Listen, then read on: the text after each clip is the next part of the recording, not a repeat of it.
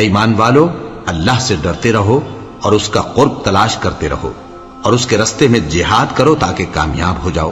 جو لوگ کافر ہیں اگر ان کے پاس روئے زمین کا سب مال و متاع ہو اور اس کے ساتھ اسی قدر اور بھی ہو تاکہ قیامت کے روز عذاب سے بچنے کا بدلہ دیں تو ان سے قبول نہیں کیا جائے گا اور ان کو درد دینے والا عذاب ہوگا۔ وہ چاہیں گے کہ آگ سے نکل جائیں مگر اس سے نہیں نکل سکیں گے اور ان کے لیے ہمیشہ کا عذاب ہے۔ اور چوری کرنے والا مرد اور چوری کرنے والی عورت، ان کا ایک ایک ہاتھ کاٹ دو، یہ ان کے کرتوتوں کی سزا اور اللہ کی طرف سے عبرت کے طور پر ہے، اور اللہ زبردست ہے، صاحب حکمت ہے۔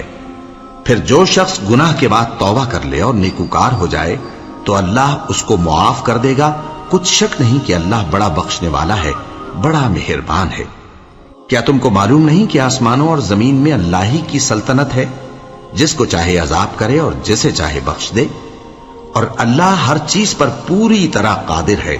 اے پیغمبر، جو لوگ کفر میں جلدی کرتے ہیں، کچھ تو ان لوگوں میں سے وہ ہیں جو منہ سے کہتے ہیں کہ ہم مومن ہیں لیکن ان کے دل مومن نہیں ہیں، اور کچھ ان میں سے جو یہودی ہیں، ان کی وجہ سے غمناک نہ ہونا۔ یہ لوگ جھوٹی باتیں بنانے کے لیے جاسوسی کرتے پھرتے ہیں اور ان دوسرے لوگوں کے لیے جاسوس بنے ہیں جو ابھی تمہارے پاس نہیں آئے۔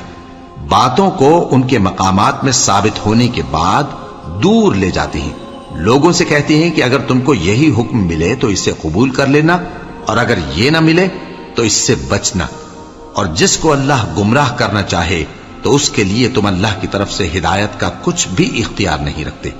یہ وہ لوگ ہیں جن کے دلوں کو اللہ نے پاک کرنا نہیں چاہا، ان کے لیے دنیا میں ذلت ہے اور آخرت میں بڑا عذاب ہے۔ یہ جھوٹی باتیں بنانے کے لیے جاسوسی کرنے والے اور رشوت کا حرام مال کھانے والے ہیں۔ اگر یہ تمہارے پاس کوئی مقدمہ فیصل کرانے کو آئیں تو تم ان میں فیصلہ کر دینا یا روگردانی کر لینا، اور اگر ان سے روگردانی کرو گے تو وہ تمہارا کچھ بھی نہیں بگاڑ سکیں گے۔ اور اگر فیصلہ کرنا چاہو تو انصاف کا فیصلہ کرنا کہ اللہ انصاف کرنے والوں کو دوست رکھتا ہے۔ اور یہ تم سے اپنے مقدمات کیوں کر فیصل کرائیں گے جبکہ خود ان کے پاس تورات موجود ہے جس میں اللہ کا حکم لکھا ہوا ہے۔ یہ اسے جانتے ہیں، پھر اس کے بعد اس سے پھر جاتے ہیں، اور یہ لوگ ایمان ہی نہیں رکھتے۔